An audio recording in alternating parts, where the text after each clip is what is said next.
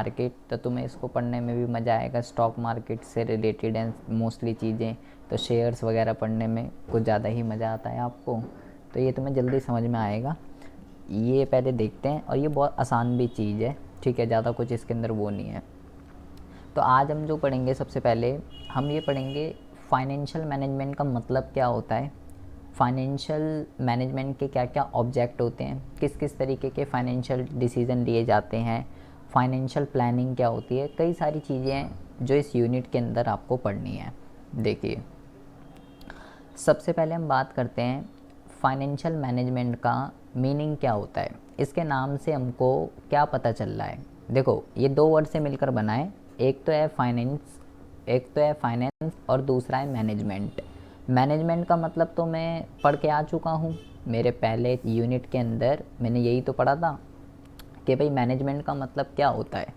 Management का मतलब है कि किसी भी काम को इफ़ेक्टिवली एंड एफिशिएंट तरीके से जो है पूरा करना, जो भी रिसोर्स है उसका अच्छी तरीके से यूटिलाइजेशन वगैरह करना, या planning, organising, staffing, directing, controlling, इन सभी काम को एफिशिएंट तरीके से पूरा करना, दोनों तरीके से, ठीक है। टाइम भी और कॉस्ट दोनों मैटर करते हैं, उसको मैनेजमेंट कहते हैं। मैनेजमेंट तो मैं पढ़ के आ चुका हूँ, लेकिन अब मुझे मैनेजमेंट किसका करना है, अब मुझे मैनेजमेंट करना है फाइनेंस का। किसका मैनेजमेंट करना है, पैसे का मैनेजमेंट करना है। तो भाई पैसे का मैनेजमेंट अगर मुझे करना है, देखो पैसा जो है बैकबोन होती है, ठीक है, पैसा है तो ऑर्गेनाइजेशन है, सिंपल सी बात है। तो इस मतलब क्या हुआ फाइनेंशियल मैनेजमेंट का, शॉर्ट में इसको हम एफएम के नाम से भी जानते हैं, ठीक है, एफएम भी कहते हैं इसको शॉर्ट में, फाइनेंशियल मैनेजमेंट। तो ये क्या कह रहा है, यहाँ से देखिए, financial management is concern with efficient acquisition and allocation of fund. Simple सी बात उसने बोली कि फाइनेंशियल मैनेजमेंट जो है वो किससे कंसर्न करता है, efficient acquisition and allocation of fund. In other word, financial management is concerned with flow of fund and involve decision related to procurement of fund, investment of fund in long term and short term asset and distribution of earning to owners। इसका मतलब क्या हुआ, कह रहा है in simple word we can say financial management refer to efficient acquisition of finance, efficient utilization of finance and efficient distribution and disposal of surplus for smooth working of a company। मैंने बोला भाई पैसा जो है ना, पैसा वो किसी भी ऑर्गेनाइजेशन की जो है वो बैकबोन होती है, ठीक है, बिना पैसा किसी भी ऑर्गेनाइजेशन के अंदर कुछ भी नहीं है। तो फाइनेंशियल मैनेजमेंट जो है, तो फाइनेंस का मैनेजमेंट करना बहुत ही ज़्यादा ज़रूरी काम हो जाता है, ठीक है। तो फाइनेंशियल मैनेजमेंट का मीनिंग क्या है, पैसे को ये भी कह सकते हो, पहली बात तो पैसा कहाँ कहाँ से आएगा। सबसे पहली बात तो एफिशिएंट एक्विजिशन ऑफ फाइनेंस, मतलब एक्विजिशन का मतलब पैसा कहाँ कहाँ से आएगा। अगर आपके ऑर्गेनाइजेशन को पैसों की नीड है तो वो कौन कौन से सोर्सेज हैं जहाँ से आप फंड कलेक्ट कर सकते हैं। सबसे पहली बात तो पैसा कहाँ से आना चाहिए, एफिशिएंट यूटिलाइजेशन ऑफ फाइनेंस, उस पैसे का यूटिलाइजेशन, उस पैसे का यूज़ एफिशिएंट तरीके से कैसे करना चाहिए, उस पैसे का डिस्ट्रीब्यूशन, कौन सा पैसा किस जगह पे कितना लगना चाहिए, और जो भी सरप्लस वगैरह है उसका डिस्ट्रीब्यूशन किस तरीके से करना चाहिए किसी भी कंपनी को स्मूथली वर्किंग करने में। तो पैसा बहुत ही ज़्यादा मैटर करता है। फाइनेंशियल मैनेजमेंट इन्हीं सब चीज़ों के अंदर डिस्कशन करता है।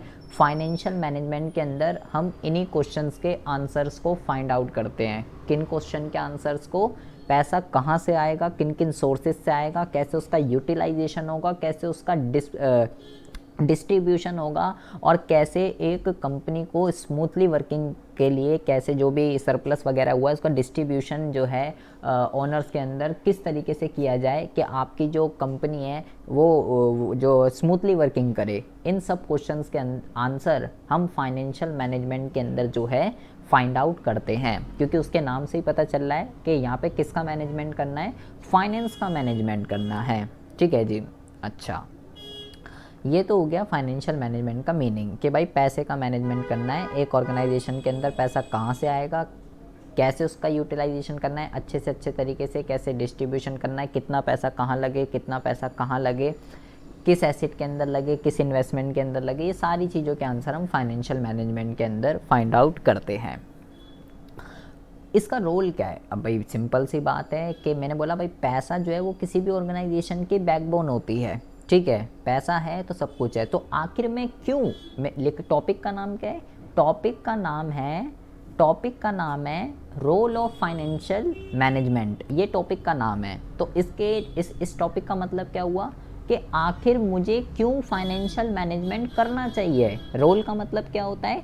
रोल का मतलब होता है उसकी इम्पोर्टेंस बतानी है आपको, कि अगर आपने ये सब चीज़ें नहीं करी, फाइनेंस का मैनेजमेंट अगर नहीं करा, अगर आपने ये डिसीजन नहीं लिया, इन सब क्वेश्चनों के आंसर को फाइंड आउट नहीं किया कि पैसा कहाँ से आएगा, किन किन सोर्सेज से आएगा, कैसे उसका यूटिलाइजेशन करना है, कैसे उसका डिस्ट्रीब्यूशन करना है, तो क्या होगा?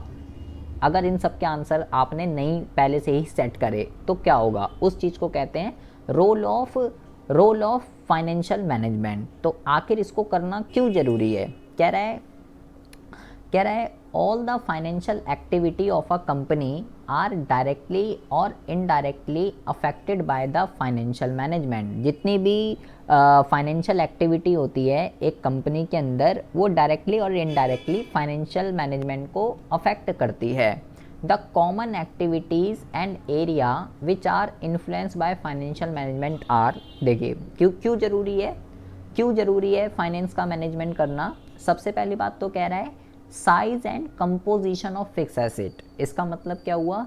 The size and composition of fix asset depend directly on investment decision, how much capital company is planning to invest. मतलब कि क्या कह रहा है ये, फाइनेंस का मैनेजमेंट करना क्यों ज़रूरी है? क्योंकि अभी मैंने ऊपर आपको बताया था कि भाई जो भी पैसा है उसका इफेक्टिव यूटिलाइजेशन, एफिशिएंट यूटिलाइजेशन किस तरीके से होगा, उसका डिस्ट्रीब्यूशन किस तरीके से किया जाना चाहिए, किस एसेट के अंदर पैसा लगाना चाहिए, कहाँ इन्वेस्टमेंट करनी चाहिए, कहाँ इन्वेस्टमेंट नहीं करनी चाहिए, कितना पैसा किस इन्वेस्टमेंट के अंदर करना चाहिए, सारे डिसीजन यहाँ पे लिए जाते हैं।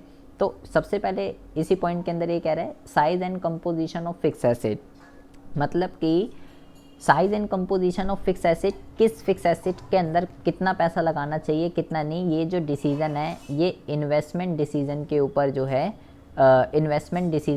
जो है डिपेंड करता है। अभी हम 3 तरीके के डिसीज़न पढ़ेंगे, ठीक है, क्या होता है ये इन्वेस्टमेंट डिसीज़न और भी क्या होता है फाइनेंशियल डिसीज़न। 3 तरीके के डिसीज़न होते हैं, ये अभी हम आगे बात करेंगे इन सब चीज़ों की।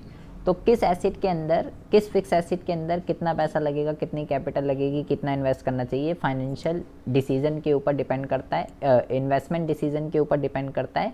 और इन्वेस्टमेंट डिसीजन किससे रिलेटेड है? फाइनेंशियल मैनेजमेंट से। अच्छा, दूसरा क्या कह रहा है? Amount and composition of current asset. मतलब क्या हुआ इसका? कह रहा है quantum of current asset and it's breakup into cash, inventory और रिसीवेबल। करंट एसेट क्या होते हैं ये आपको पता ही है।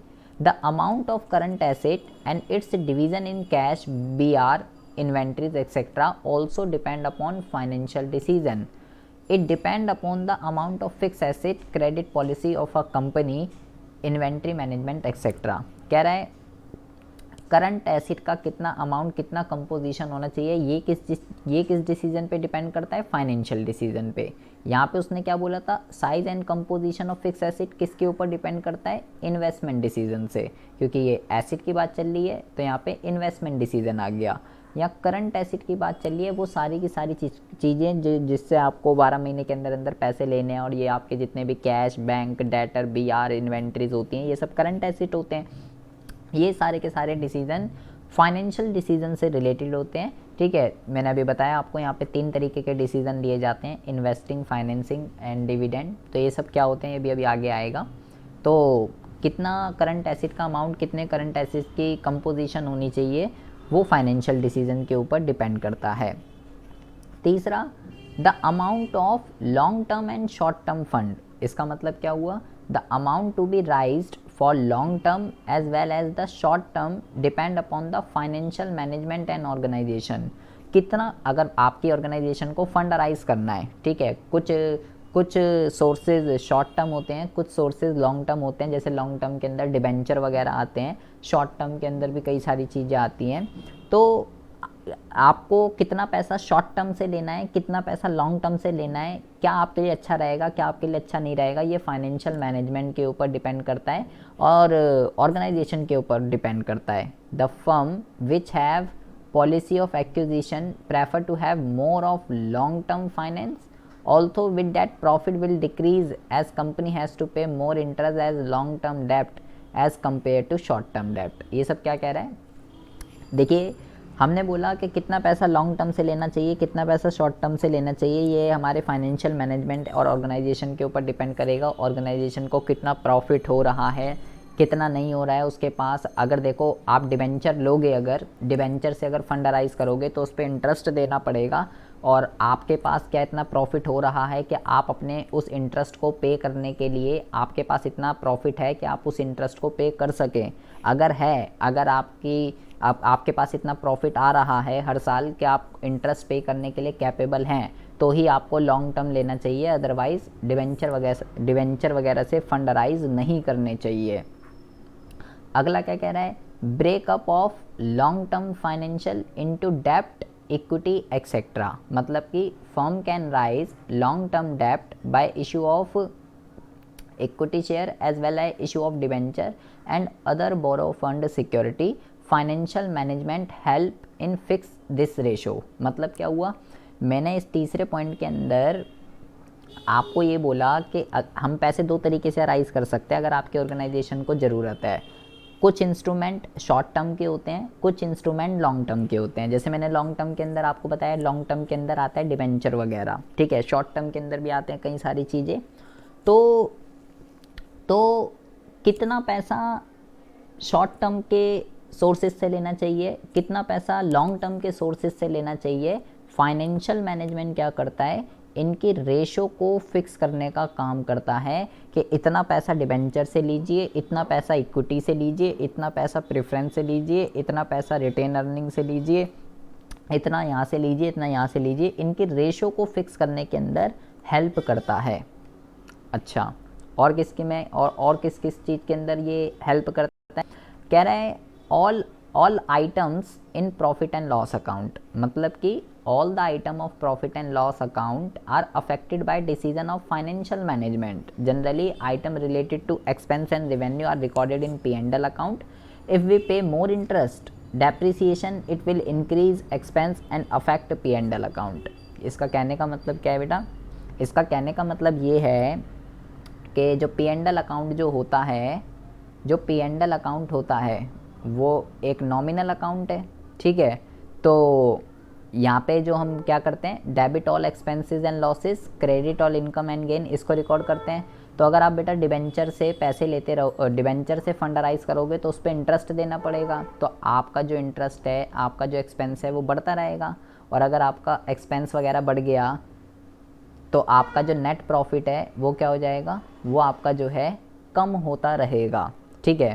तो जितने भी P&L के अंदर जितने भी आइटम्स आते हैं उन सबको फाइनेंशियल डिसीजन क्या करता है, उन सब फाइनेंशियल मैनेजमेंट उनको क्या करता है, उनको जो है अफेक्ट करता है। इसलिए ये बहुत उसी के अकॉर्डिंगली हमारा नेट प्रॉफिट नेट लॉस जो है ये कह सकते हो डिटरमाइन होता है। तो फाइनेंशियल मैनेजमेंट करना बहुत ही ज़्यादा ज़रूरी होता है, ठीक है। फिक्स एसेट कितने होने चाहिए, कितने नहीं होने चाहिए, उससे रिलेटेड। करंट एसेट का अमाउंट कितना होना चाहिए, कितने नहीं होने चाहिए, उससे रिलेटेड। शॉर्ट टर्म और लॉन्ग टर्म फंड से पैसा अराइज करना चाहिए, नहीं करना चाहिए, कितना करना चाहिए शॉर्ट टर्म से, कितना करना चाहिए लॉन्ग टर्म से, ये सारी की सारी चीज़ें। और P&L के अंदर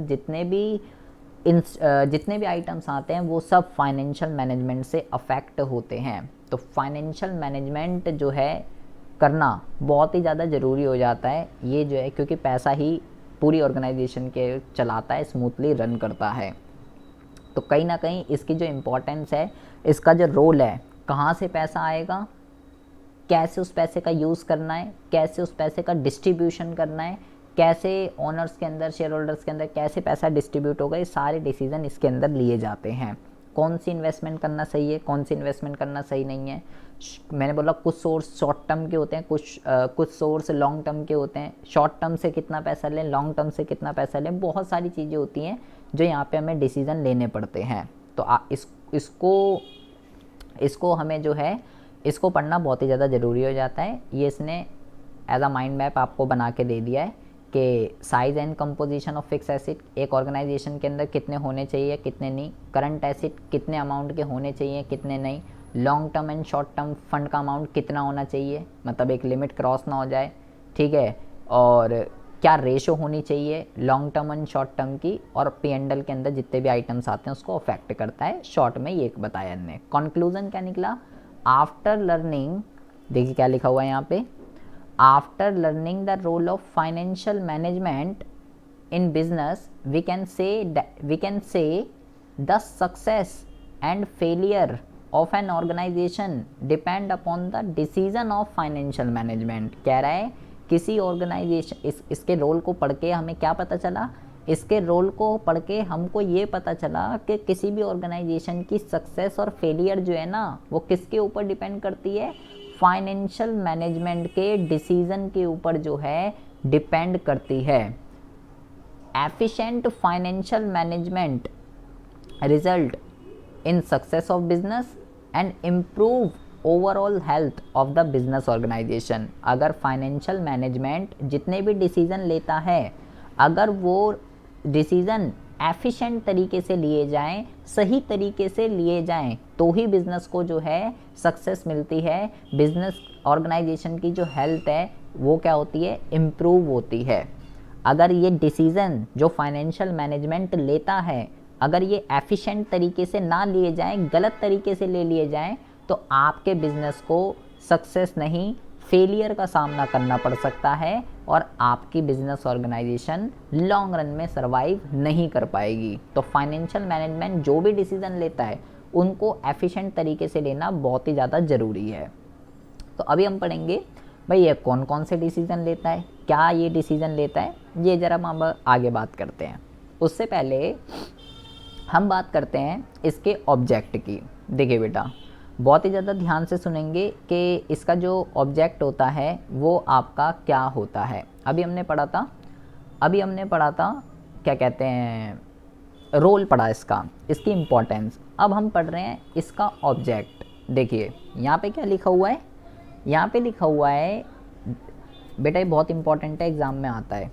the main and foremost object of financial management is to maximise the wealth of equity share holder.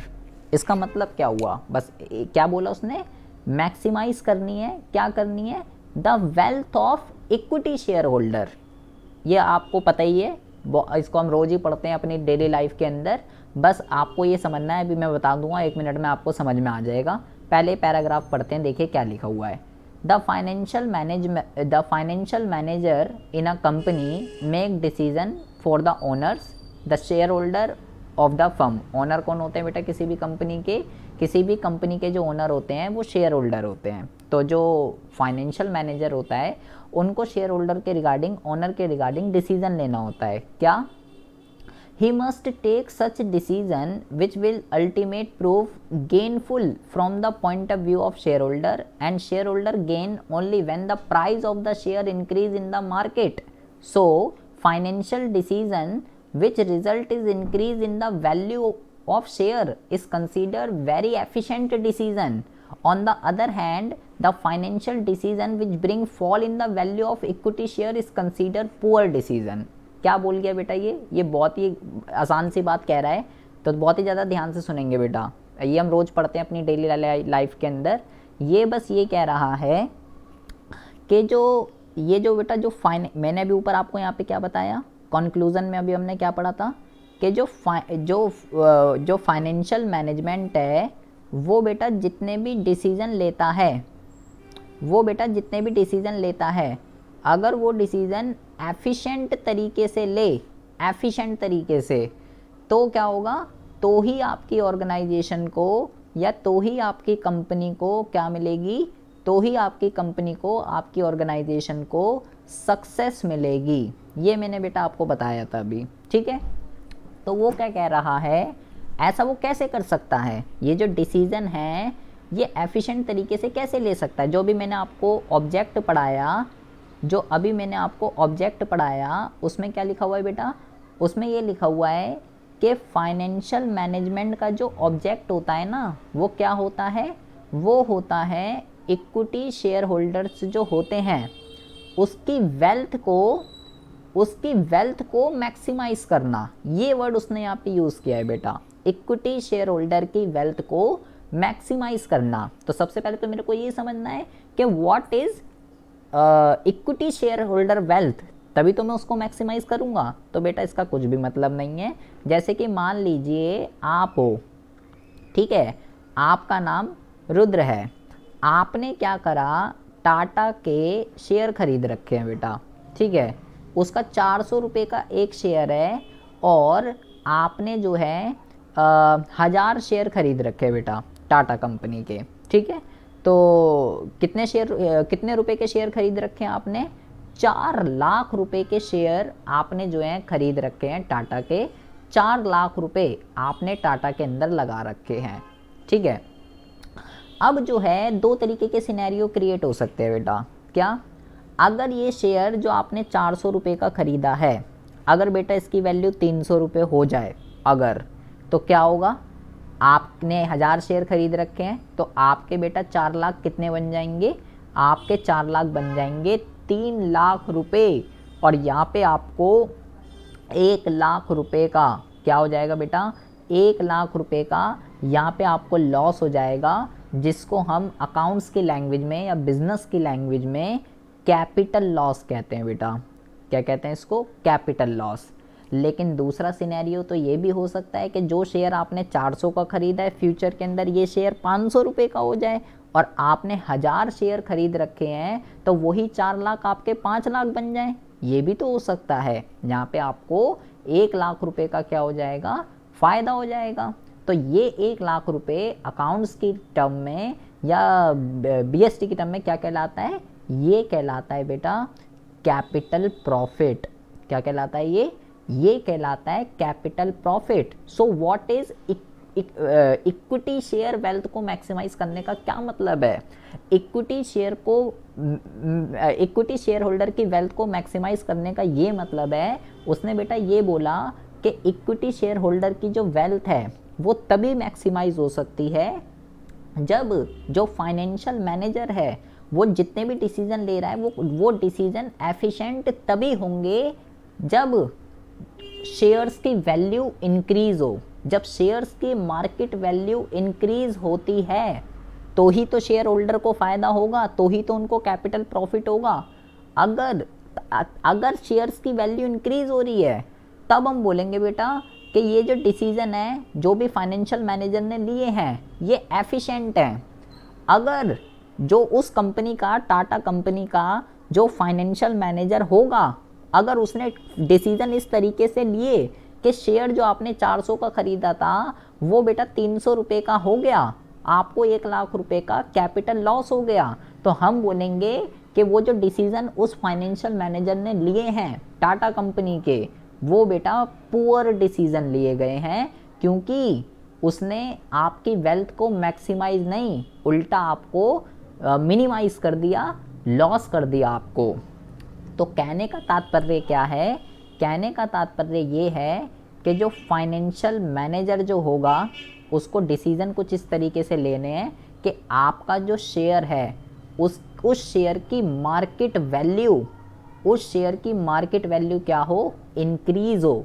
अगर शेयर की मार्केट वैल्यू इंक्रीज़ होती है तो ही शेयर होल्डर की वेल्थ मैक्सिमाइज होती है और उन डिसीज़न को एफिशिएंट डिसीज़न माना जाता है।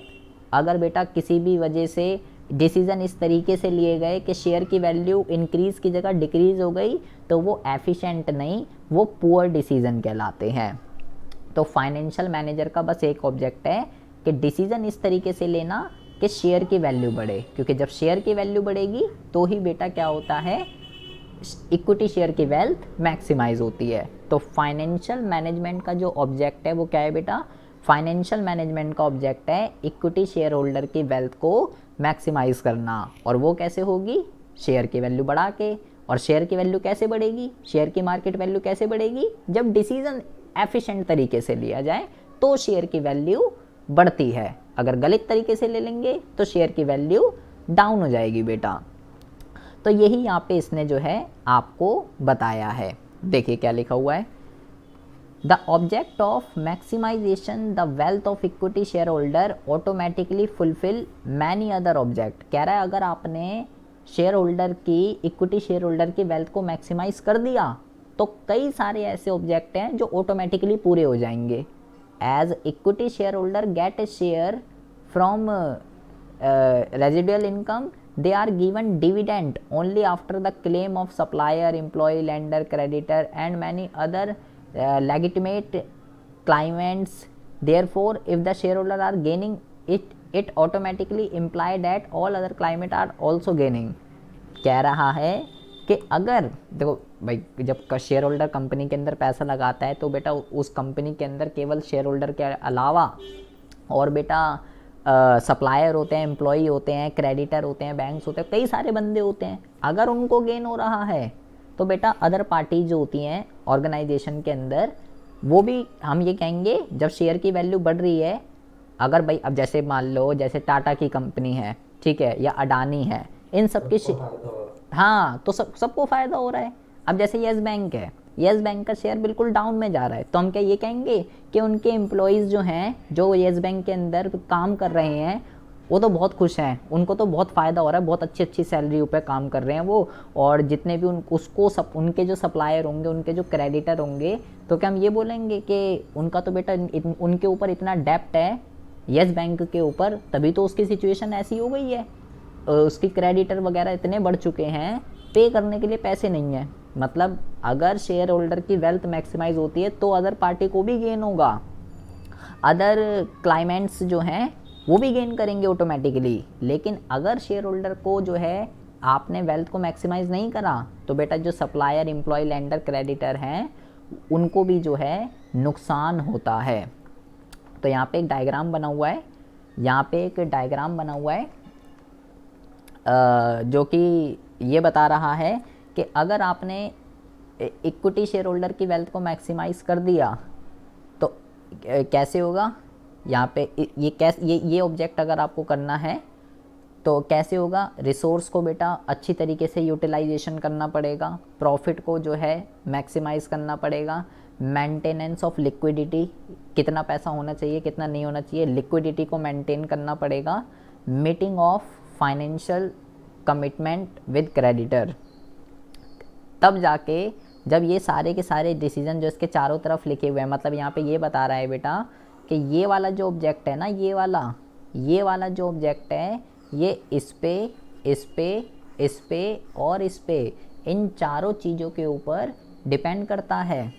The object of increase in the value of equity share does not mean the financial manager should involve a manipulate activity to bring rise in share. The rise in price must come with the growth of the firm, with increase in the profit of the firm, satisfaction of all the party associated with the company, with the object of wealth maximization of equity shareholder. Following object automatically get achieved। इसका क्या मतलब हुआ, कह रहा है कि अगर आपको शेयर की वैल्यू को इंक्रीज़ करना है तो इसका ये मतलब नहीं है कि फाइनेंशियल मैनेजर को जो है मैनिपुलेट एक्टिविटी के अंदर जो है पार्ट लेना पड़ेगा उसके अंदर। मतलब ऐसा नहीं कि कुछ गलत तरीके से कैसे भी करके जो है अपने शेयर की वैल्यू को बढ़ाओ, नहीं, ऐसा कुछ नहीं करना आपको। अगर आपको अपने शेयर की वैल्यू को बढ़ाना है तो डिसीजन एफिशिएंट तरीके से लीजिए, ठीक है, आपके शेयर की वैल्यू ऑटोमेटिकली हो जाएगी, फर्म ग्रोथ करेगी, प्रॉफिट अपने आप बढ़ेगा, और जितनी भी अदर पार्टी आपके ऑर्गेनाइजेशन से रिलेट करती है उन सबको सेटिस्फाई कर दीजिए, ये सब ऑटोमेटिकली होता रहेगा। आपके शेयर की वैल्यू खुद ब खुद बढ़ेगी अगर डिसीजन एफिशिएंट तरीके से लिए जा रहे हैं। आपको कुछ भी ऐसा गलत वे अपनाना ही नहीं है कि मैं उस अपने शेयर की वैल्यू को इंक्रीज़ करने के लिए कुछ गलत तरीका अपनाना, नहीं, ऐसा कुछ नहीं करना आपको। तो ये बेटा कई बार ही आता है एग्ज़ाम के अंदर।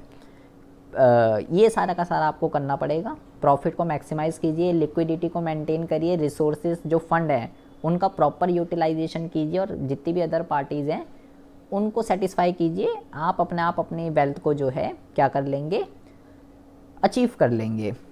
अच्छा, अब बेटा मैंने बोला कि ये डिसीज़न लेते हैं, फाइनेंशियल मैनेजमेंट के अंदर डिसीज़न लिए जाते हैं, तो वो कह रहा है the finance function related to 3 major decision which every finance manager has to take. जो फाइनेंस का जो मैनेजमेंट करता है वो कौन होता है बेटा, फाइनेंस मैनेजर होता है।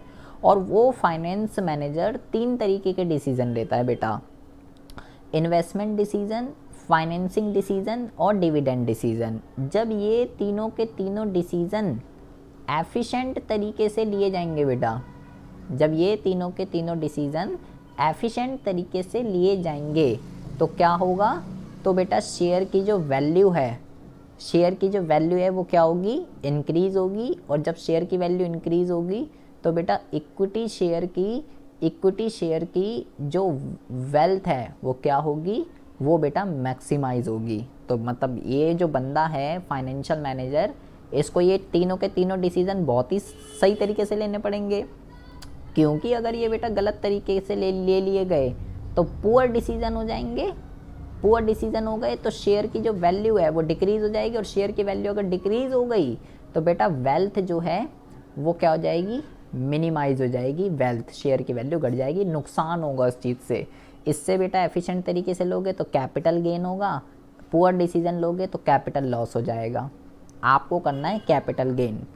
तो आखिर ये डिसीज़न क्या है और क्या इसके अंदर डिसीज़न लिए जाता है, फाइनेंशियल मैनेजर जो है किस तरीके से ये सारे के सारे डिसीज़न लेता है। कह रहा है जितने भी फाइनेंस के फंक्शन होते हैं ना, पैसे से रिलेटेड जितने भी काम होते हैं वो ये उसको हम 3 जगह कैटेगराइज कर सकते हैं। तो हम 1 बाय 1 पढ़ते हैं कि इन्वेस्टिंग डिसीज़न क्या होता है, फाइनेंसिंग डिसीज़न क्या होता है और डिविडेंड डिसीज़न क्या होता है। देखिए बेटा यहाँ पे एक बहुत ही अच्छा डायग्राम बना हुआ है, यहाँ पे एक लिखा हुआ है इन्वेस्टमेंट डिसीज़न। ठीक है, इन्वेस्टमेंट डिसीज़न जो है ना बेटा, देखो यहाँ पे एक जो है, देखो एक बहुत ही अच्छा डायग्राम बना हुआ है, जो तीनों डिसीज़न हमने वहाँ पढ़े थे। यहाँ पे लिखा हुआ है चीफ फाइनेंस ऑफिसर, ठीक है, या ये भी कह सकते हो फाइनेंस मैनेजर। ठीक है, क्या कह सकते हो, फाइनेंस मैनेजर भी कह सकते हो। इस फाइनेंस मैनेजर के ऊपर, इसके ऊपर, इस बंदे के ऊपर 3 डिसीज़न लेना है इस बंदे को। क्या, एक तो इन्वेस्टमेंट डिसीज़न लेना है बेटा, ठीक है। दूसरा क्या डिसीज़न लेना है बेटा, दूसरा देखिए नीचे बना हुआ है बहुत ही अच्छी डायग्राम। दूसरा इसको क्या डिसीज़न लेना है, फाइनेंस डिसीज़न लेना है बेटा। और तीसरा क्या लेना है, डिविडेंड डिसीज़न लेना है बेटा। ये 3 डिसीज़न इसको लेना है, सारा का सारा जिम्मा इस बंदे के ऊपर है बेटा। देखो पूरी कंपनी इसके ऊपर डिपेंड कर रही है। जो ये डिसीज़न लेगा, जितना एफिशिएंट तरीके से डिसीज़न लेगा तो शेयर की वैल्यू बढ़ेगी। अगर इस बंदे ने गलत डिसीज़न ले लिए तो बेटा मामला गलत हो जाएगा। अच्छा, अब आप यहाँ पे देखें, सबसे पहले हम बात करते हैं इन्वेस्टमेंट डिसीज़न की। ठीक है, यहाँ इन्वेस्टमेंट डिसीज़न की हम बात करते हैं तो आप यहाँ पे देखेंगे, यहाँ पे बनी हुई है मशीन। ठीक है, यहाँ पे मशीन बनी हुई है और यहाँ बोरिए बिस्तरे पड़े हुए हैं। ये क्या है, ये बेटा स्टॉक है। ठीक है, ये इन्वेंट्री है जो भी आपका काम करते हो आप। ये क्या है बेटा, ये इसका मतलब ये है कि ये जो मशीन है बेटा, ये है आपके फिक्स एसेट। ठीक है, ठीक है, फिक्स एसेट, या बेटा ये भी कह सकते हो एसेट दो तरीके के होते हैं। इसको आप कह सकते हो बेटा लॉन्ग टर्म एसेट। ठीक है, लॉन्ग टर्म एसेट कहते हैं, या इसको नॉन करंट एसेट कहते हैं बेटा, नॉन करंट एसेट। ये सब एक ही चीज़ होती है बेटा, long term asset, non current asset, और नॉन करंट एसेट ही फिक्स एसेट होते हैं। और ये क्या है, ये है बेटा करंट एसेट, सिंपल सी बात है। या इसको हम जो है शॉर्ट टर्म एसेट भी कह सकते हैं, शॉर्ट टर्म एसेट इसको ये भी कह सकते हैं। ठीक है, तो क्योंकि एसेट 2 तरीके के होते हैं, एक करंट और नॉन करंट, इसी वजह से इन्वेस्टमेंट डिसीज़न भी 2 तरीके के होते हैं। एक होते हैं बेटा वो डिसीज़न जो नॉन करंट एसेट से रिलेटेड हैं, और एक होते हैं वो डिसीज़न जो शॉर्ट टर्म एसेट से रिलेटेड हैं।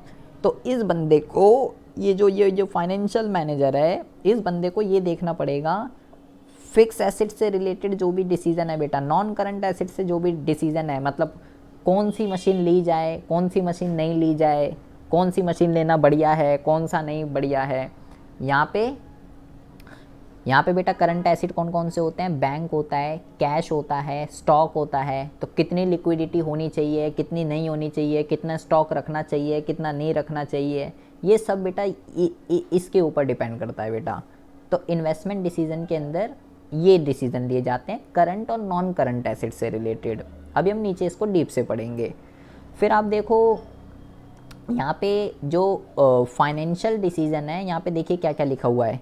फाइनेंशियल इंस्टीट्यूशन लिखा हुआ है, कमर्शियल बैंक लिखे हुए हैं, डेप्ट लिखा हुआ है, इक्विटी लिखा हुआ है। इसका मतलब क्या है बेटा कि अगर आपकी ऑर्गेनाइजेशन को पैसे की ज़रूरत है, फंड अराइज करना है, तो बेटा कितना पैसा किससे लिया जाए, मतलब कितना पैसा डिबेंचर से लिया जाए, कितना पैसा इक्विटी से लिया जाए। डिबेंचर से पैसा लेना ठीक रहेगा, इक्विटी से पैसा लेना ठीक रहेगा। ये सारी की सारी चीज़ें बेटा फाइनेंशियल डिसीजन के अंदर आती हैं या फाइनेंसिंग डिसीजन के अंदर आती है।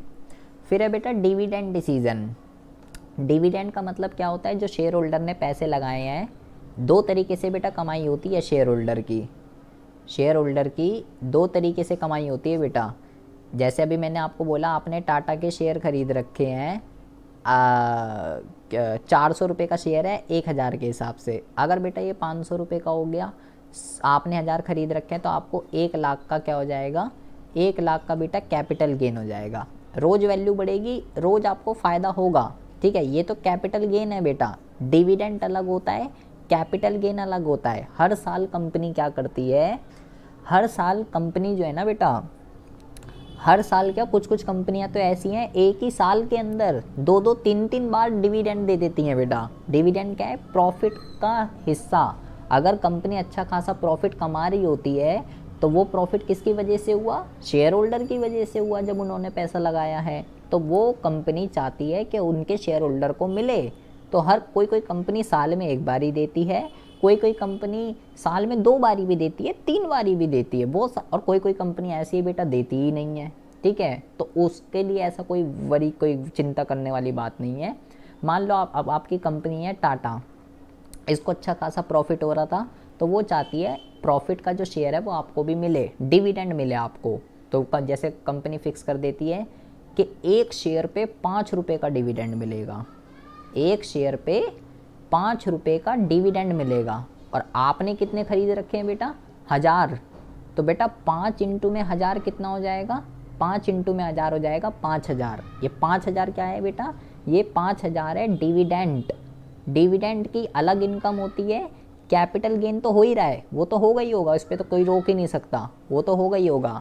लेकिन ये डिविडेंड बेटा तभी होता है जब कंपनी देती है, ठीक है। तो ये डिविडेंड डिसीजन के अंदर क्या देखना पड़ता है, डिविडेंड डिसीजन के अंदर ये देखना पड़ता है कि क्या कंपनी को डिविडेंड देना चाहिए या नहीं देना चाहिए। अच्छा देना चाहिए तो चलो ठीक है, वो तो बात समझ आ रही है। लेकिन मैंने बोला कुछ कंपनियां ऐसी होती हैं जो डिविडेंड नहीं देती। जैसे बेटा अमेज़ॉन एक ऐसी कंपनी है, और भी हैं वैसे तो, उनने आज तक डिविडेंड ही नहीं दिया, आज तक डिविडेंड ही नहीं दिया। तो भाई ऐसे तो शेयर होल्डर तो विरोध करना चाहिए उनको कि भाई हम पैसा है, हमारा पैसा है, हमारा प्रॉफिट है, हमारे को दो। तो ऐसा क्यों है, डिविडेंड क्यों नहीं दे रही। यहाँ पे आप देखिए एक वर्ड लिखा हुआ है बेटा, रिटेन अर्निंग। इसका मतलब क्या होता है कि जब कंपनी जो प्रॉफिट हुआ है, जब वो अपने शेयर होल्डर को नहीं देती एज अ डिविडेंड, आप देखो यहाँ पे लिखा हुआ है रिटेन अर्निंग और यहाँ लिखा हुआ है डिविडेंड। मतलब जो प्रॉफिट है बेटा वो 2 जगह डिवाइड हो जाता है, या तो बांट दो अपने शेयर होल्डर के अंदर जो हुआ है, और अगर आप नहीं बांटना चाहते तो उसको क्या कर लीजिए, सेव करके रख लीजिए फ्यूचर के लिए। It's called retain earning. तो कंपनी को अगर ये लगता है कि फ्यूचर के अंदर हम हमारे को ग्रोथ एंड डेवलपमेंट की एक्सपेक्टेशन है, कुछ आप फ्यूचर के अंदर हम बड़ा करने जा रहे हैं, ये पैसा हमारा आगे काम आएगा, ठीक है, दूसरों से उधार लेने से बढ़िया है इसी पैसे को सेव करके चलो। तो बेटा वो प्रॉफिट का वो पोर्शन जो कंपनी ने अपने शेयर होल्डर को एज अ डिविडेंड डिस्ट्रीब्यूट नहीं करा, बल्कि फ्यूचर के लिए सेव करके रख लिया। कुछ भी रीज़न हो सकता है उसका कि आगे और ब्रांचेस खोलनी है और ग्रोथ एंड डेवलपमेंट के चांसेस हैं, तो वो बेटा रिटेन अर्निंग कहलाती है।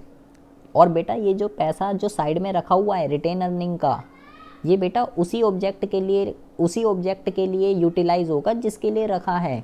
ऐसा नहीं है कि आपने जो है आपने मान लो अपनी ब्रांच ओपन के लिए रख रहा था पैसा, ठीक है, और वो ऑब्जेक्ट अब पूरा नहीं हो रहा, तो बेटा ये पैसा किसी और जगह यूटिलाइज नहीं होगा। और इन केस कभी कंपनी बंद होती है तो बेटा ये सारा का सारा पैसा किसको मिलेगा? ये पैसा इक्विटी वाले का है, इक्विटी वाले का, ठीक है, प्रेफरेंस का भी नहीं, इक्विटी वाले का। ये सारा का सारा पैसा इक्विटी वाले को मिलेगा अगर कभी कंपनी बंद हो जाती है, क्योंकि उसी का ही तो पैसा है भाई। अगर सोचो अगर डिविडेंड में बंटता तो उसी को ही तो मिलता, उसको नहीं मिला, वो रखा हुआ था एज अ रिजर्व कंपनी के पास रिटेन अर्निंग। तो अगर कभी कंपनी बंद होगी तो इक्विटी को मिलता है ये सारा पैसा, ना कि प्रेफरेंस को। तो कंपनी को ये डिसीजन लेना पड़ता है डिविडेंड के अंदर कि जो भी प्रॉफिट हुआ है उसको मैं बांट दूँ, डिविडेंड दे दूँ, या फ्यूचर के अंदर सेव करके रखूँ। तो देना है या नहीं देना ये बेटा डिपेंड करता है कि फ्यूचर के अंदर कंपनी क्या करने जा रही है, क्या नहीं करने जा रही, कुछ ग्रोथ डेवलपमेंट के चांस हैं नहीं है, ये सब इसके ऊपर डिपेंड करता है। तो इस बंदे के ऊपर ये जो है, जो ये फाइनेंशियल मैनेजर है, इस बंदे के ऊपर देख लो कितनी जिम्मेदारी है। ये बंदा पूरी कंपनी के अंदर, पूरी ऑर्गेनाइजेशन के अंदर पैसे का काम देख रहा है बेटा। इन्वेस्टमेंट डिसीजन इसको लेना है, फाइनेंसिंग डिसीजन इसको लेना है, डिविडेंड डिसीजन इसको लेना है। तो बेटा इतना आसान नहीं है फाइनेंस मैनेजर का काम करना, ठीक है। क्योंकि अगर बेटा इसने तीनों डिसीजन गलत ले लिए, अगर इसने ये तीनों डिसीजन गलत ले लिए तो बेटा क्या होगा? शेयर की वैल्यू गिर जाएगी। एफिशिएंट तरीके से नहीं लिए डिसीजन, पुअर डिसीजन हो जाएंगे, शेयर की वैल्यू गिर जाएगी और शेयर होल्डर को नुकसान हो जाएगा। लेकिन अगर इसने तीनों डिसीजन एफिशिएंट तरीके से लिए तो शेयर की वैल्यू बढ़ेगी और शेयर होल्डर की जो वेल्थ है वो मैक्सिमाइज हो जाएगी। तो अभी तो मैंने बेटा रफली आइडिया दिया आपको कि आखिर यहाँ पे ये क्यों बोरिया बिस्तरे बने हुए हैं, यहाँ मशीन बनी हुई है, यहाँ ये बना हुआ है, और यहाँ पे ये क्यों बना हुआ है, यहाँ ये क्यों बना हुआ है। अब हम बेटा ज़रा थोड़ा डीप से बात करते हैं कि इन्वेस्टमेंट डिसीजन क्या होता है और इसके अंदर क्या किया जाता है। तो बेटा बहुत आसान है, कोई हुआ वाली बात नहीं है। देखिए पहली बात तो क्या ध्यान रखना है बेटा आपको कि जो इन्वेस्टमेंट डिसीजन होता है इसको बेटा कैपिटल बजटिंग डिसीजन भी कहते हैं। एग्ज़ाम में बेटा यही लिख के आता है, ये ध्यान रखना है आपको, कैपिटल बजटिंग डिसीजन लिखा आता है। और सिंपल सी बात है, देखो क्या लिखा हुआ है इसने, where to invest fix capital. भाई इन्वेस्टमेंट डिसीजन का मतलब क्या है? किस फिक्स कैपिटल के अंदर इन्वेस्ट करना चाहिए, कौन सा फिक्स एसेट लेना बढ़िया है, कौन सा फिक्स एसेट लेना बढ़िया नहीं है, यही तो डिसीजन लेना है यहाँ पे। देखिए this decision related to careful selection of asset in which fund will be invested by the firm. ये डिसीजन किस चीज़ से रिलेटेड है? एसेट से रिलेटेड है, एसेट के सिलेक्शन से रिलेटेड है। कौन सा एसेट लेना चाहिए, कौन सा एसेट नहीं लेना चाहिए, फर्म का जो भी पैसा है, जो भी फंड है, उसको कहाँ इन्वेस्ट करना चाहिए, कहाँ इन्वेस्ट नहीं करना चाहिए। A firm has many option to invest their fund. एक कंपनी के पास कई सारे ऑप्शन होते हैं अपने फंड को इन्वेस्ट करने के, but firm has to select the most appropriate investment which will bring maximisation benefit of the firm and deciding और selecting most appropriate proposal in investment decision. एक फर्म के पास कई सारे ऑप्शन होते हैं अपने फंड को लगाने के लिए, लेकिन उस फर्म को ये देखना पड़ता है कि मान लो उसका जो फंड है बेटा, उसका ए ऑप्शन भी उसके पास है, बी ऑप्शन भी उसके पास है, सी ऑप्शन भी उसके पास है, लेकिन इन ऑप्शन में से बेस्ट ऑप्शन कौन सा है, सबको एनालाइज कीजिए, सबके फ़ायदे देखिए, सबके नुकसान देखिए, ठीक है, देखिए सारी चीज़ें, और आपको पता चला ये ऑप्शन बेस्ट है, यहाँ फंड को अपना क्या कर दीजिए, लगा दीजिए। The firm invest its fund in acquiring fix asset as well as current asset. Investment decision जो है बेटा वो केवल एसिड से रिलेटेड है, और एसिड बेटा दो तरीके के होते हैं, एक फिक्स एसिड, एक करंट एसिड। तो जो बेटा जो इन्वेस्टमेंट डिसीजन है फर्म का वो किससे रिलेटेड है? फिक्स एसिड और करंट एसिड से। When decision regarding fix acid is taken is called capital budgeting decision. जैसे यहाँ पे क्या लिखा हुआ था बेटा, कैपिटल बजटिंग डिसीजन लिखा हुआ है। उसने ये बोला बेटा कि जो इन्वेस्टमेंट डिसीज़न है, जो इन्वेस्टमेंट डिसीज़न है वो दो तरीके के होते हैं। एक होते हैं बेटा फिक्स एसेट से रिलेटेड डिसीज़न और एक होते हैं करंट एसेट से रिलेटेड डिसीज़न। क्योंकि एसेट दो तरीके के होते हैं इसलिए बेटा डिसीज़न भी दो तरीके के होते हैं। वो डिसीज़न जो फिक्स एसेट से रिलेटेड हैं वो फिक्स एसेट डिसीज़न कहलाते हैं और वो डिसीज़न जो करंट एसेट से रिलेटेड हैं वो करंट एसेट के डिसीज़न कहलाते हैं। बट कैपिटल बजटिंग डिसीज़न कौन सा है? कह रहा है जब डिसीज़न फिक्स एसेट से रिलेटेड लिए जाते हैं। ये वाला जो है, केवल ये वाला जो डिसीज़न है बेटा, ये केवल कैपिटल बजटिंग कहलाता है। करंट एसेट से रिलेटेड जितने भी डिसीज़न होते हैं बेटा, करंट एसेट से रिलेटेड जितने भी डिसीज़न होते हैं वो कैपिटल बजटिंग नहीं है बेटा, वो केवल इन्वेस्टमेंट डिसीज़न है। इन्वेस्टमेंट डिसीज़न दो तरीके का होता है, फिक्स एसेट डिसीज़न और करंट एसेट। फिक्स एसेट से रिलेटेड जितने भी डिसीज़न होंगे वो फिक्स एसेट डिसीज़न के साथ साथ कैपिटल बजटिंग डिसीज़न भी कहलाएंगे, लेकिन करंट एसेट डिसीज़न जो है वो कैपिटल बजटिंग डिसीज़न नहीं कहलाते हैं। इतनी बात समझ में आ रही है? ये ऊपर से जा रही है?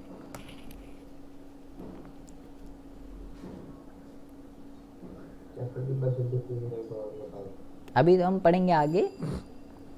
इसका मतलब ये है बेटा कि उसने ये बोला कि जो इन्वेस्टमेंट डिसीज़न है, जो इन्वेस्टमेंट डिसीज़न है वो जो है बेटा, क्योंकि एसिड मैंने बोला भाई इन्वेस्टमेंट डिसीज़न किससे रिलेटेड है?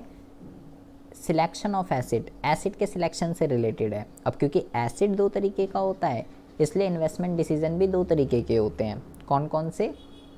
एक होते हैं आपके यहाँ पे लिख दीजिए fix acid decision, fix acid decision, और दूसरे जो होते हैं बेटा आपके ये होते हैं आपके current acid decision.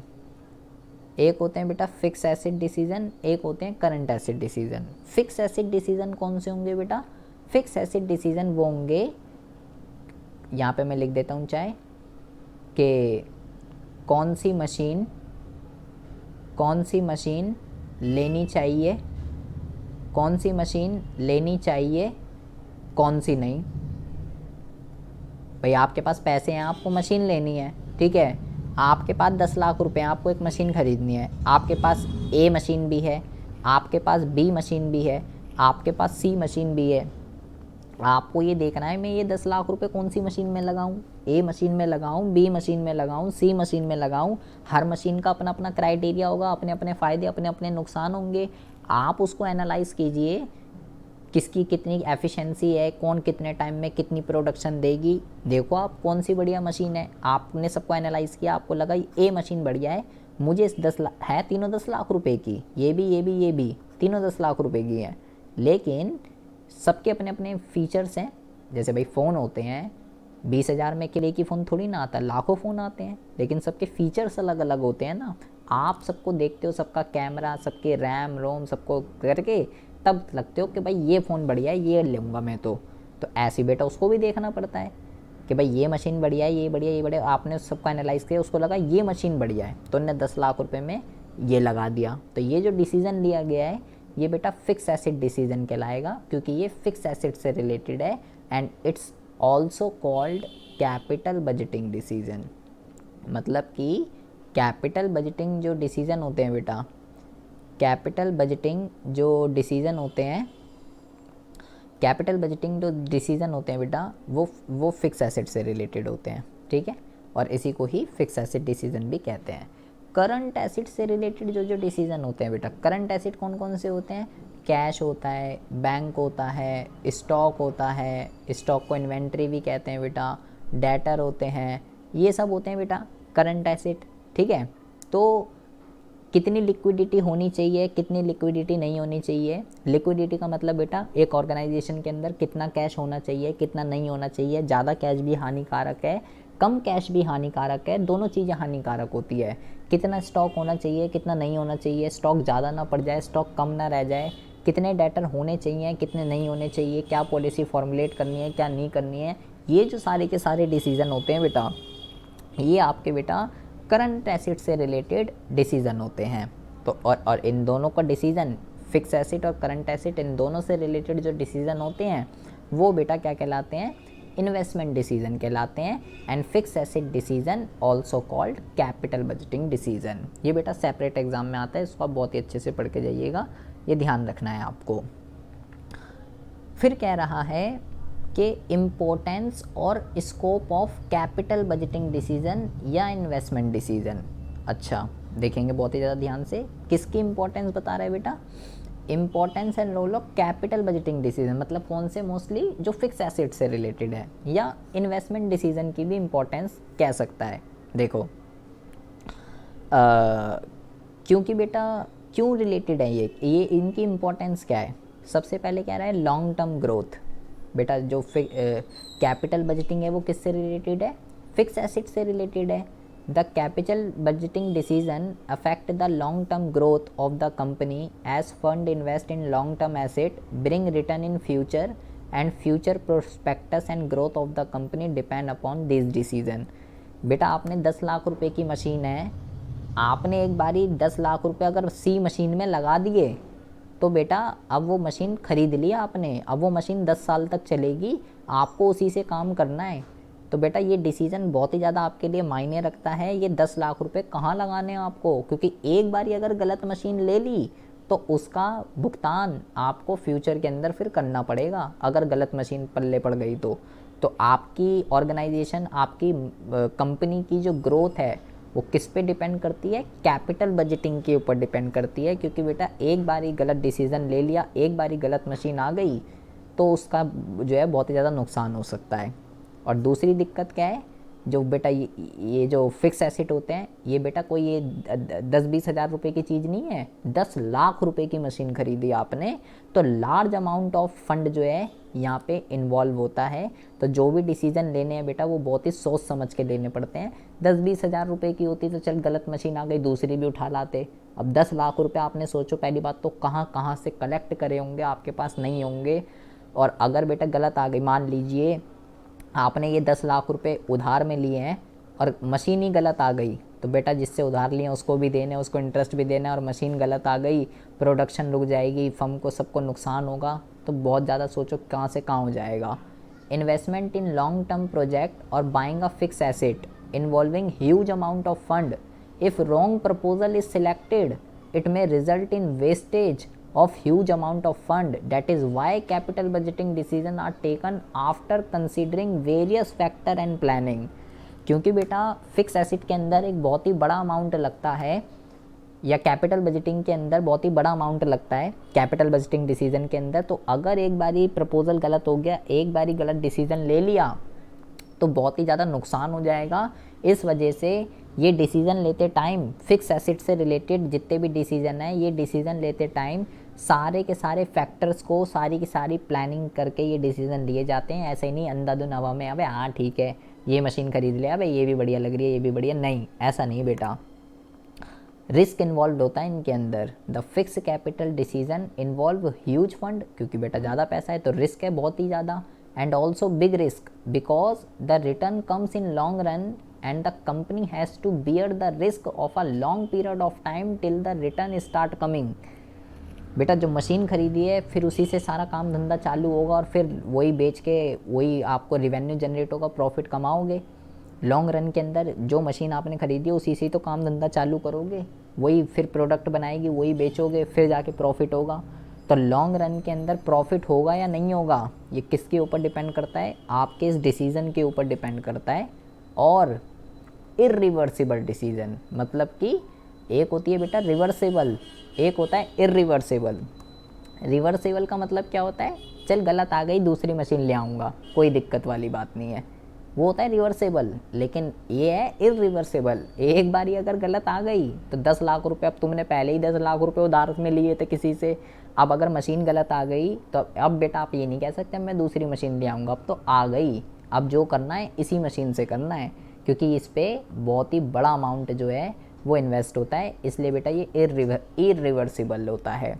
Capital budgeting decision can not be reversed और चेंज ओवरनाइट, रातों रात नहीं बदल सकता बेटा, as this decision involve huge fund and heavy cost of going back or reversing the decision may result in heavy loss or wastage of fund। अगर बेटा आपने चलो ले भी लिया कि चल दूसरी मशीन ले लेंगे, फिर से 10 लाख रुपए का कहीं से इंतजाम करना पड़ेगा, मतलब जो पहले के 10 लाख थे वो तो गए पानी में, बेफालतू का आग लग गई उसकी। तो so these decision must be taken after careful planning and evaluation of all the affect of that decision because adverse consequence may be very heavy। तो बेटा जो भी यहाँ पे डिसीजन लिए जाते हैं वो बहुत ही सोच समझ कर लिए जाते हैं फिक्स एसेट से रिलेटेड, कि कौन सी मशीन मेरे को ख़रीदनी है, कहाँ जितना जो पैसा है कंपनी के पास, ऑर्गेनाइजेशन के पास, वो पैसा किस मशीन के अंदर लगाना है। ये बहुत ही ज़्यादा इम्पॉर्टेंट करता है बेटा। क्यों?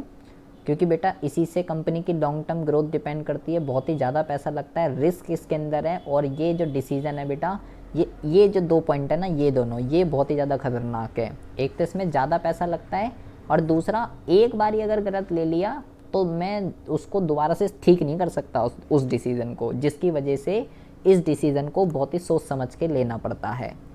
इसलिए बेटा इन्वेस्टिंग डिसीजन की या कैपिटल बजटिंग की जो इम्पोर्टेंस है वो बहुत ही ज़्यादा होती है। इनको कौन कौन से फैक्टर अफेक्ट करते हैं इन डिसीजन को? फैक्टर अफेक्टिंग इन्वेस्टमेंट या कैपिटल बजटिंग को सबसे पहले अफेक्ट करता है बेटा, सबसे पहले अफेक्ट करता है cash flow of the project. Cash flow क्या होता है बेटा? कैश फ्लो एक ऐसी स्टेटमेंट है जो आपको कैश का इनफ्लो और कैश का आउटफ्लो बताती है कि कितना पैसा आ रहा है और कितना पैसा जा रहा है। Whenever a company is investing huge fund in the investment proposal, it accept some regular amount of cash flow to meet day to day requirement। अब भाई आप सब एक साथ इकट्ठा जो है बेटा बल्क में 10 लाख रुपए की आप मशीन लेने वाले हो, अबे तो भाई कंपनी को भी तो चलाना है, स्मूथली वर्किंग भी तो करनी है उसको। अब आपने पता चला 10 के 10 लाख रुपए तो जो लगा दिए और अब चलाने के लिए कंपनी को पैसा नहीं है, तो बेटा the amount of cash of flow and invest proposal will be able to generate must be assessed properly before investing in the proposal. कहने की बात ये है बेटा, अगर आपकी कैश फ्लो की पोजीशन ठीक है ना, इनफ्लो ज़्यादा होता है आउटफ्लो से, पहले जो भी आप मशीन खरीदने जा रहे हो, जो भी फिक्स एसेट से रिलेटेड जो भी डिसीजन लेने जा रहे हो ना, आप एक बारी अपने कैश फ्लो की सिचुएशन देख लो कैसी है। दूसरा क्या है बेटा? Return on investment. इसका मतलब क्या है? चलो वो तो मशीन खरीदने की बात हो गई, लेकिन और भी कई सारी ऐसी चीज़ें होती हैं बेटा जो नॉन लॉन्ग टर्म से रिलेटेड है। जैसे मान लो आपके पास दो प्लान है, एक ए प्लान है, एक बी प्लान है, लॉन्ग टर्म से रिलेटेड। 10 लाख रुपए आपके पास हैं, ठीक है, ये 5% का रिटर्न देगा, ये 7% का रिटर्न देगा। तो बेटा ये तो कोई भी पागल ही होगा, कोई अनपढ़ भी बता देगा बेटा कि अगर आपके पास 10 लाख रुपए हैं, आप इस 10 लाख रुपए को कहाँ पे लगाना चाहोगे? अगर इधर लगाओगे तो 5% का रिटर्न देगा, इधर लगाओगे तो 7% का रिटर्न देगा। तो ये तो कोई बिना कॉमर्स का बंदा भी बता देगा कि भाई यहाँ पे दूंगा, लगाऊंगा ना पैसा प्रोजेक्ट बी के अंदर। भाई जब दोनों में सेम रिस्क है, अगर दोनों में सेम रिस्क है, पैसा भी सेम लगेगा, ये 5% की रिटर्न देगा, ये 7% की रिटर्न देगा, तो कोई पागल ही होगा जो बेटा इधर पैसा लगाएगा 5% में, इधर लगाएगा ना 7% में, या 2% ज़्यादा है। तो आपको ये देखना पड़ता है the most important criteria to decide the investment proposal is rate of return it will be able to bring back the company in the form of income। For example, if project A bring 10% return and project B 15% return, we should prefer project B। भाई आप जहाँ invest करने जा रहे हैं, एक project आपको 10% की दे रहा है, एक 15% की, तो भाई आप सेम रिस्क है दोनों के अंदर, तो आप प्रोजेक्ट बी में पैसा लगाएंगे ना, ए में क्यों लगाएंगे? तो कहाँ इन्वेस्ट करना चाहिए, कहाँ इन्वेस्ट नहीं करना चाहिए, उससे बदले में जो रिटर्न मिलने वाला है ये भी डिपेंड करता है बेटा। और लास्ट है investment criteria along with return. Return तो मैटर करता ही करता है, रिस्क भी मैटर करता है, कैश फ्लो की सिचुएशन भी मैटर करती है, और भी कई सारे ऐसे फैक्टर्स हैं जो हेल्प करते हैं इन्वेस्टमेंट डिसीजन के अंदर, सच एज कितनी labour, technology, input, machine etcetera. The decision to invest in a particular project involve a number of calculation regarding the amount of invest, interest rate, cash flow, rate of return. There are different techniques to evaluate investment proposal which are known as capital budgeting techniques these techniques are applied to each proposal before selecting any proposal. इसका क्या कहने का मतलब है बेटा, क्या कह रहा है इस पैराग्राफ के अंदर? इस पैराग्राफ के अंदर बेटा ये कह रहा है कि आपको कहाँ पैसा लगाना चाहिए, कहाँ पैसा नहीं लगाना चाहिए, उसमें रेट ऑफ रिटर्न और कैश फ्लो तो मैटर करता ही करता है। इसके अलावा बेटा और भी कई सारी ऐसी चीज़ें हैं, रिटर्न, रिस्क, कैश फ्लो, ये तो है ही। इसके अलावा कहाँ इन्वेस्ट करना चाहिए, कहाँ इन्वेस्ट नहीं करना चाहिए, ये सिलेक्ट करते टाइम कई सारी चीज़ें होती हैं, लाइक ये सारी की सारी चीज़ें ये भी मैटर करती हैं। इन सब को बेटा, इन सब चीज़ों के लिए कई सारी कैलकुलेशन करनी पड़ती है, जिसको कैपिटल बजटिंग टेक्निक कहते हैं। कुछ भी प्रपोजल को एक्सेप्ट करने से पहले इन सभी टेक्निक को अप्लाई करके देखना पड़ता है, एक एक प्रोजेक्ट के ऊपर, एक एक प्रपोजल के ऊपर। जोन सी टेक्निक जिस प्रपोजल पे सबसे बेस्ट लगती है उसका सिलेक्शन जो है किया जाता है। तो बेटा ये बहुत ही इम्पॉर्टेंट है।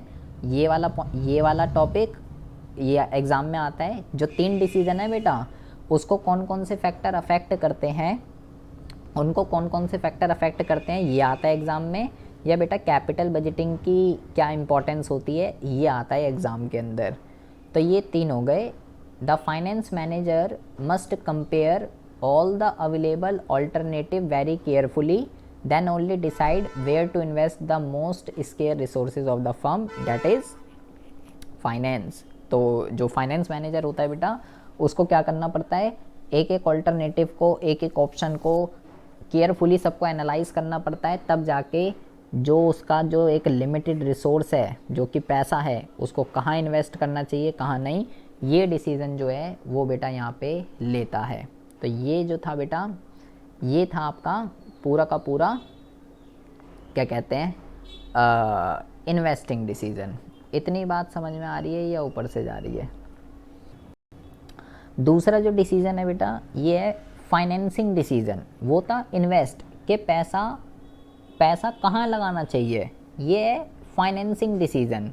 मतलब कि फ्रॉम विच सोर्स फाइनेंस और कैपिटल टू बी राइज। ये डिसीज़न क्या है बेटा, ये डिसीज़न है पैसा कहाँ से आएगा। पहला डिसीज़न क्या था, पैसा कहाँ लगाना है, और ये डिसीज़न क्या है, पैसा कहाँ से आएगा। तो फिर जब आएगा तभी तो लगाऊंगा, तो ये भी डिसीज़न फिर मैटर करता है बहुत ही ज़्यादा। The second important decision which finance manager has to take is deciding source of finance. कई सारे सोर्स होते हैं बेटा, equity, preference, debenture, retain earning, कई सारे सोर्स होते हैं। फाइनेंस मैनेजर को ये देखना पड़ेगा मेरे लिए कौन सा बेस्ट है। A company can raise finance from various source such as share, debenture और टेकिंग लोन, एडवांस, कई सारे होते हैं। आप देखिए आपके लिए कौन सा बेस्ट है। Deciding how much to raise from which source is concern of the financing decision. कितना पैसा इक्विटी से लेना चाहिए, कितना पैसा डिबेंचर से लेना चाहिए, कितना पैसा प्रेफरेंस से लेना चाहिए, कितना पैसा रिटेन अर्निंग से लेना चाहिए, कितना पैसा लोन से लेना चाहिए, कितना कितना पैसा कहाँ से लें, क्या सारा इसी से ले लें, क्या सारा इसी से ले लें, क्या थोड़ा थोड़ा सबसे ले लें। ये जो डिसीज़न है बेटा, ये फाइनेंसिंग डिसीज़न के अंदर आते हैं। Mainly source of finance can be divided into 2 category. जितने भी सोर्स होते हैं फाइनेंस के, जो हमने यहाँ पे ये पढ़े, शेयर, डिबेंचर, लोन, एडवांस, कह रहा है जितने भी सोर्स होते हैं ना, सोर्स को बोल रहा है बेटा, सोर्स को, उसको हम 2 जगह डिवाइड कर सकते हैं। एक तो होता है ओनर का फंड और एक होता है बोरोड फंड। ओनर का फंड क्या होता है बेटा, जो ओनर है उसका खुद का पैसा, और बोरोड फंड का मतलब जो उसने दूसरों से उधार लिया है। Share capital and retain earning constitute owner fund. Owner fund के अंदर क्या क्या आता है बेटा, शेयर कैपिटल और रिटेन अर्निंग, ये जो दोनों कंपोनेंट होते हैं ये ओनर फंड के एग्जांपल होते हैं। डिबेंचर, लोन, बॉन्ड, ये जो होते हैं बेटा, ये बोरोड फंड के एग्जांपल होते हैं, क्योंकि ये चीज़ें आप दूसरों से लेते हो उधार में, और ये आपका खुद का होता है। कैपिटल और जो रिटेन अर्निंग, ये आपका खुद का पैसा होता है, ये ओनर फंड का एग्जाम्पल होता है। और जो पैसा आप दूसरों से लेते हो, ये बेटा आपने खुद कमाया है, खुद रिटेन अर्निंग वगैरह, शेयर कैपिटल, ये आपकी खुद की है, तो ये जो है ये ओनर फंड कहलाती है। और जो दूसरों से पैसा उधार लोगे वो बोरोड फंड कहलाती है।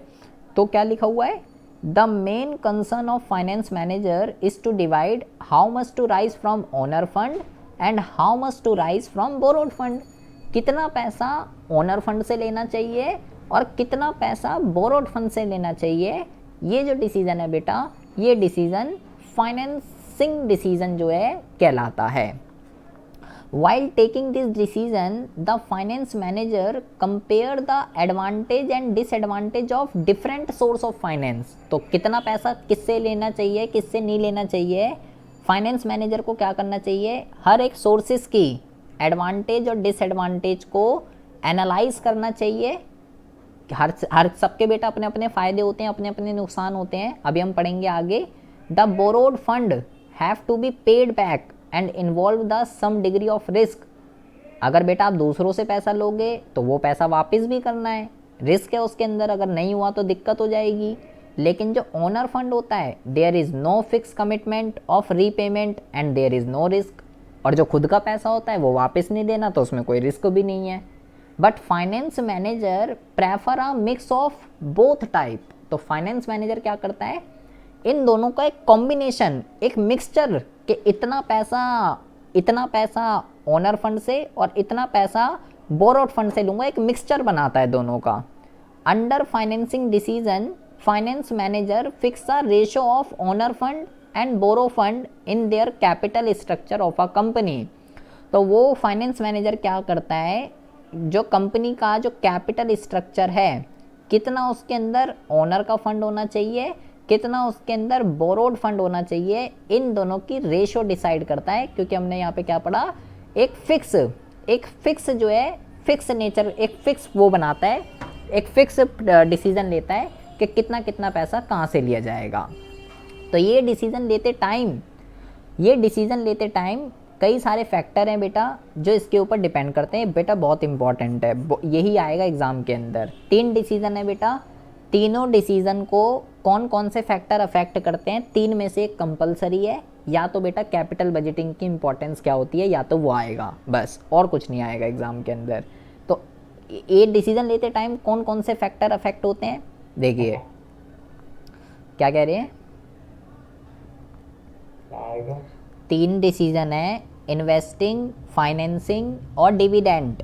तो इन तीनों डिसीजन को कौन कौन से फैक्टर अफेक्ट करते हैं, ये एग्ज़ाम के अंदर आता है।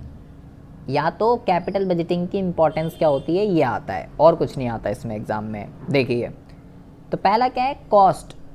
The cost of rising finance from various source is different and finance manager always prefer the source with minimum cost. Her source की, चाहे बेटा पैसा आप इक्विटी से लो, चाहे पैसा आप प्रेफरेंस से लो, चाहे पैसा आप डिबेंचर से लो, किसी से भी लो, सबको बदले में कुछ ना कुछ देना पड़ता है। हर सोर्स की कॉस्ट अलग अलग होती है। तो फाइनेंस मैनेजर कौन से सोर्स को अडॉप्ट करेगा, जिसकी कॉस्ट सबसे कम है। दूसरा है बेटा risk. More risk is associate with borrowed fund as compare to owner fund security. ज़्यादा रिस्क किस में होता है बेटा, बोरोड फंड में होता है, ओनर फंड में नहीं होता। क्योंकि बेटा बोरोड फंड को वापस करना पड़ता है, ओनर फंड को वापस नहीं करना पड़ता। तो finance manager compare the risk with the cost involve. तो फाइनेंस मैनेजर क्या करता है, रिस्क का कंपेयर करता है कॉस्ट के साथ, and prefer securities with moderate risk factor. और फिर ये देखता है कि ये कॉस्ट और ये रिस्क के अकॉर्डिंगली कौन सा बेस्ट है, कौन सा बेस्ट नहीं है। कैश फ्लो की पोजीशन कैसी है बेटा, ये भी मैटर करती है। The cash flow position of the company also help selecting the security. मतलब बोरोड से लेना है या ओनर से लेना है, ये कैश फ्लो की पोजीशन डिपेंड करती है। Smooth and steady cash flow companies can easily afford borrowed fund securities. जिसमें पैसे की कोई कमी नहीं है, जिस कंपनी के अंदर पैसा बढ़िया आता है, बढ़िया जाता है, तो वो बोरोड ले सकती है, दूसरों से उधार ले ले, कोई दिक्कत वाली बात नहीं है। But when company have shortage of cash flow, लेकिन जिन कंपनी के पास पैसे की कमी होती है उनको ओनर फंड को प्रेफर करना चाहिए, उनको बोरोड फंड को प्रेफर नहीं करना चाहिए। क्योंकि बेटा आपको बोरोड फंड को वापस भी करना होता है, अगर आपके पास पैसे ही नहीं हुआ तो फिर दिक्कत आ जाएगी। कंट्रोल कंसिडरेशन, इसका मतलब क्या होता है बेटा, if existing share holder want to retain the complete control of business then they prefer borrowed fund security to raise further fund. On the other hand if they do not mind to loss the control they may have go owner fund security. इसका मतलब क्या है बेटा, इसका मतलब ये है जितने भी इक्विटी शेयर होल्डर होते हैं बेटा, वो क्या करते हैं, कंपनी का कंट्रोल और मैनेजमेंट करते हैं। तो अगर बेटा ओनर फंड से पैसा कलेक्ट किया जाएगा, मतलब शेयर को और इशू करना है, अब और लोगों के हाथों में कंट्रोल चला जाएगा, तो इससे वो बेटा अगर उनको कोई दिक्कत नहीं है तब तो हम ओनर फंड से पैसे ले सकते हैं। लेकिन अगर बेटा उनको दिक्कत है, वो चाहते हैं हमारे पास ही कंट्रोल रहे, नए इक्विटी शेयर होल्डर नहीं आए, क्योंकि नए इक्विटी अगर शेयर होल्डर आएंगे तो उनके पास भी कंट्रोल चला जाएगा। अगर वो चाहते हैं नहीं आए तो वो बेटा फिर बोरोड फंड को प्रेफर करते हैं, ना कि ओनर फंड को। Flotation cost, it refer to the cost involve in issue of security such as broker commission, underwriter fees, expense और प्रोस्पेक्टस। फ्लोटेशन कॉस्ट क्या होती है बेटा, जितने भी ये सोर्स होते हैं, equity share, preference share, debenture, इन सब में कुछ कॉस्ट लगती है, जैसे ब्रोकर को कमीशन देनी पड़ती है, प्रोस्पेक्टस का खर्चा, अंडरराइटर की कमीशन का खर्चा, ये सब फ्लोटेशन कॉस्ट होती हैं बेटा। Firm prefer security which involve least flotation cost, तो फर्म को उस सोर्स को अडॉप्ट करना चाहिए जिसकी फ्लोटेशन कॉस्ट सबसे कम आ रही है, वो सबसे बेस्ट है। और सबसे बेस्ट जो होता है बेटा वो रिटेन अर्निंग होती है, क्योंकि वो खुद का पैसा होता है, उसमें कोई फ्लोटेशन कॉस्ट नहीं आती है। और लास्ट है 5-6 पढ़ लीजिएगा, इतने काफ़ी हैं, ठीक है। 3 से 4 नंबर का क्वेश्चन आता है, 6 पढ़ लेना, 6 पॉइंट काफ़ी हैं। उसके बाद बेटा लास्ट है डिविडेंड डिसीजन, तो ये मैं आपको बता ही चुका हूँ। डिविडेंड डिसीजन का मतलब अब जो प्रॉफिट हुआ है उसको कैसे बांटना है या नहीं बांटना, पहली बात तो ये। This decision is concern with distribution of surplus fund, जो प्रॉफिट हुआ है उसका क्या करना है। The profit of the firm is distribute among various parties such as creditor, employ, debenture holder, share holder etcetera. जो भी सरप्लस, जो भी प्रॉफिट हुआ है वो कई लोगों में बढ़ता है, ये सब लिखे हुए हैं यहाँ पे इसने। Payment of interest to creditor, debenture holder etcetera is a fix liability of a company. जो बेटा डिबेंचर है उसको जो इंटरेस्ट देते हैं और जो क्रेडिटर है उसको जो इंटरेस्ट देते हैं वो एक फिक्स है, वो तो देना ही देना है, चाहे प्रॉफिट हो चाहे लॉस हो। सो व्हाट कंपनी और finance manager has to decide is what to do with the residual और left over profit of the firm. कितना प्रॉफिट देना चाहिए, कितना नहीं देना चाहिए, यहाँ पे देखिए। Under dividend decision the finance manager decide how much distributed in the form of dividend and how much keep aside as retain earning। कितना पैसा डिविडेंड में देना चाहिए और कितना पैसा साइड में रखना चाहिए as a retain earning. Finance manager ये डिसीजन डिविडेंड डिसीजन के अंदर लेता है, कितना बांटूं और कितना रखूं फ्यूचर के लिए। तो ये डिसीजन किस चीज़ के ऊपर डिपेंड करता है, कई सारे फैक्टर्स के ऊपर डिपेंड करता है। पहला, आपको कितनी अर्निंग हो रही है। Dividend are paid out current and previous year earning, जो आप डिविडेंड देते हो करंट की कितनी अर्निंग और पिछले साल की कितनी अर्निंग थी उससे देते हो। If there are more earning then the company declare high rate of return, high rate of dividend. अगर ज़्यादा अर्निंग है तो ठीक है, ज़्यादा डिविडेंड दे दो, लेकिन अगर बेटा during low earning period the rate of dividend is low, अगर लो है तो लो देना पड़ेगा। अर्निंग की स्टेबिलिटी कैसी है, मतलब क्या हर साल ही हो रहा है या किसी एक ही साल हुआ है। कंपनीज हैविंग स्टेबल और smooth earning prefer to give high rate of dividend, मतलब कि अगर हर साल प्रॉफिट हो रहा है बहुत ही अच्छा खासा, बहुत अच्छी खासी अर्निंग हो रही है, स्टेबल है, तो फिर तो हाई दे दो। लेकिन अगर अनस्टेबल है, मतलब कि एक ही साल हुआ उसके बाद फिर वहीं आ गए औकात पे, तो फिर बेकार है, फिर लो रेट ऑफ अर्निंग दो। कैश फ्लो की पोजीशन कैसी है ये भी मैटर करता है। In situation of shortage of cash companies declare no और वेरी लो डिविडेंड। अगर पैसे की शॉर्टेज है तो डिविडेंड मत दो या तो कम दो, और अगर बहुत है तो दे दो। ग्रोथ अपॉर्चुनिटी, अगर कंपनी की ग्रोथ अपॉर्चुनिटी है फ्यूचर के अंदर और ब्रांचेस वगैरह खुल सकती है और कुछ वो नया कर सकती है, तो डिविडेंड मत दो, तो रिटेन अर्निंग कर लो। और अगर कोई अपॉर्चुनिटी नहीं है, कुछ नहीं होगा फ्यूचर के अंदर, जैसा है वैसे ही चलता रहेगा, तो भाई फिर डिविडेंड दे दीजिए, तो फिर कोई फ़ायदा नहीं है रिटेन अर्निंग रखने का। स्टेबिलिटी ऑफ डिविडेंड, मतलब कि some companies follow a stable dividend policy as it better impact on share holder and improve the reputation of a company in the share market. मतलब मैंने आपको बोला कोई कंपनी ऐसी होती है साल में 2-2 3-3 बार ही दे देती है और हर साल देती है। तो बेटा जहाँ पे डिविडेंड ज़्यादा मिलता है ना, शेयर होल्डर वहाँ पे पैसा लगाना ज़्यादा समझते हैं, ज़्यादा अच्छा समझते हैं कि डिविडेंड मिलता है, या तो हर साल कंपनी देती है डिविडेंड। तो इससे शेयर मार्केट के अंदर उस कंपनी की जो रेपुटेशन है वो बढ़ती है, शेयर होल्डर पैसा इन्वेस्ट ज़्यादा करते हैं उसके अंदर। The stable dividend policy satisfy the investor. Even big companies and financial institution prefer to invest in a company with regular and stable dividend policy। जितने भी फाइनेंशियल इंस्टीट्यूशन वगैरह होते हैं और जो बड़ी बड़ी कंपनी होती हैं वो भी ऐसी जगह पैसा लगाना चाहती है जो कंपनी हर साल डिविडेंड देती हो। ऐसी जगह पैसा लगाना शेयर होल्डर ज़्यादा अच्छा समझते हैं।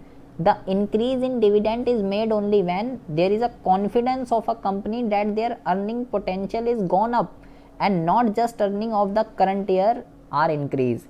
अगर कोई स्टेबल डिविडेंड पॉलिसी को अपना रही है, हर साल देती है, तो अगर बेटा वो चाहती है डिविडेंड ज़्यादा दे, तो अब उसको अपने डिविडेंड की रेट तभी बढ़ानी चाहिए अगर उसको ये पूरा कॉन्फिडेंट है कि आगे भी हम इतना ही प्रॉफिट कमाएंगे, आगे जो हमारा प्रॉफिट है वो बढ़ेगा ही, घटेगा नहीं, तभी बनाना चाहिए, अदरवाइज़ नहीं।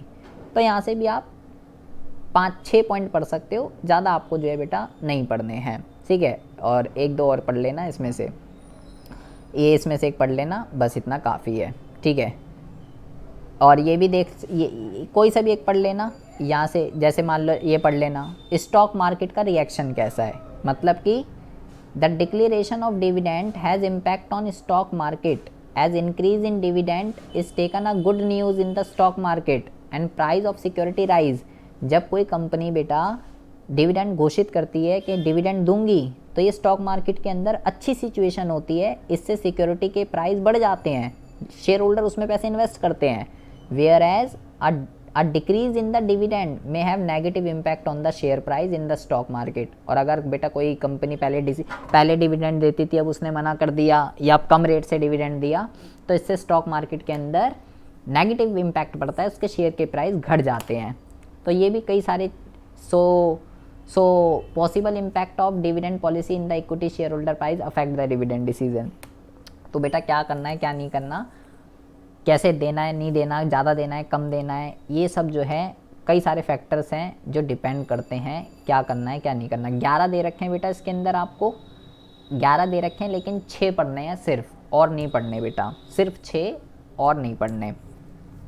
ये 3 तरीके के डिसीजन है बेटा जो कि कौन लेता है, ये 3 तरीके के डिसीजन है बेटा जो कि लेता है फाइनेंस मैनेजर। ये 3 डिसीजन बेटा जितने एफिशिएंट होंगे, ये 3 डिसीजन जितने बेटा एफिशिएंट होंगे उतनी शेयर की वैल्यू बढ़ेगी, और ये 3 डिसीजन जितने बेटा पुअर तरीके से लिए जाएंगे, ये 3 डिसीजन जितने भी पुअर तरीके से लिए जाएंगे उतना शेयर की वैल्यू डाउन हो जाएगी, इक्विटी शेयर होल्डर की वेल्थ मैक्सिमाइज की जगह उल्टा मिनिमाइज हो जाएगी। और यहाँ बेटा कुछ कीवर्ड लिखे हुए हैं, ये आपको बहुत ही ज़्यादा हेल्प करेंगे किस चीज़ के अंदर, केस स्टडी के अंदर, कि आपको वो केस स्टडी देगा और वो आपको बोलेगा कि ये इन्वेस्टमेंट है, फाइनेंसिंग है या डिविडेंड है, क्या है। तो ये कीवर्ड्स आपको याद रखने हैं, वो केस स्टडी जो दे रखी होगी वहाँ पे इन कीवर्ड्स का यूज़ किया जाएगा, like opening a new branch, buying a fix asset, ये तो आपको पता ही चल जाएगा, deciding the source of capital, change in ratio of डेप्ट, ये सारे ऐसे वर्ड्स हैं जो केस स्टडी के अंदर जो है यूज़ किए जाते हैं। तो केस स्टडी को कैसे आइडेंटिफाई करेंगे, ये कीवर्ड्स आपको जो है लर्न करने हैं ताकि आपको केस स्टडी को आइडेंटिफाई करने में ईजी हो, कोई दिक्कत परेशानी जो है ना हो। बस इतना आपको पढ़ना है। नेक्स्ट क्लास में हम जो पढ़ेंगे बेटा वो पढ़ेंगे फाइनेंशियल प्लानिंग क्या होती है।